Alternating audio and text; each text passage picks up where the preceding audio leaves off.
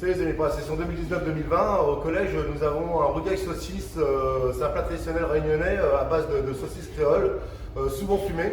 Alors nous, on n'en a pas trouvé, on a utilisé de la saucisse de Toulouse fumée. C'est toujours accompagné d'un riz créole, c'est-à-dire d'un riz qui est cuit à l'eau et souvent de grains. Le grain, c'est en fait un haricot blanc qu'on va faire revenir dans un petit peu d'oignon et d'ail. Pour réaliser cette recette, nous avons besoin de saucisses fumées, nous avons besoin de tomates que l'on va mettre en dés, nous avons besoin d'oignons émincés, d'un petit peu d'ail, d'un petit peu de persil, de curcuma en poudre, de sel, de poivre, de gingembre. Alors là, on a pris du gingembre en poudre, mais c'est quand même mieux de prendre un gingembre frais. Et enfin, de kombava. C'est un agrume polynésien. Alors attention, il faut en mettre avec parcimonie parce que ça a tendance à être très très fort. Les gens n'aiment pas forcément. Et puis à côté de ça, nous ferons une petite purée de piment pour accompagner ce plat. On découpe les saucisses en 5 morceaux comme ça. Il y a les deux pardon. Et voilà ce que ça donne après. Là, je mets un petit peu d'huile dans le fond de la gamelle et je vais faire revenir tout de suite mes saucisses fumées.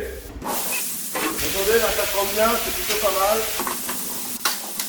Ça, je vais les faire revenir une petite dizaine de minutes environ, jusqu'à ce qu'il y ait une petite coloration, soit que j'ai lâché un petit peu de gras au fond de la gamelle.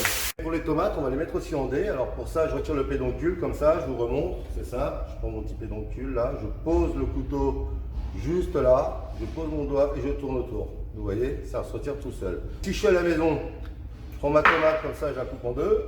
Et puis après, j'en fais des gros cubes, quoi, vous voyez. Bon, nous au travail, on a une machine là, qui est quand même sympa. On prend ça, on pose, hop, on y va. C'est parti, vous voyez.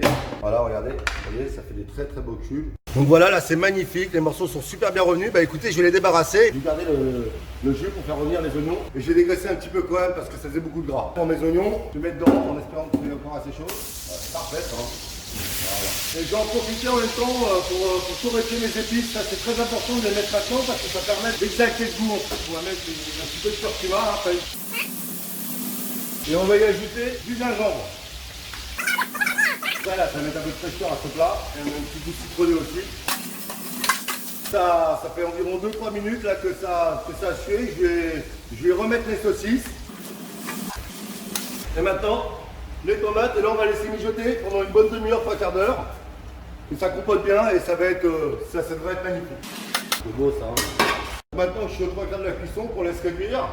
Bah, j'ai incorporé mes gousses d'ail. Donc là j'en mets une petite dizaine, une quinzaine, quoi. Pour la quantité ça suffira largement, faut pas non plus que ça sente que l'ail. Là j'ai une bonne quantité de persil, je mets dedans, toujours aussi à la fin.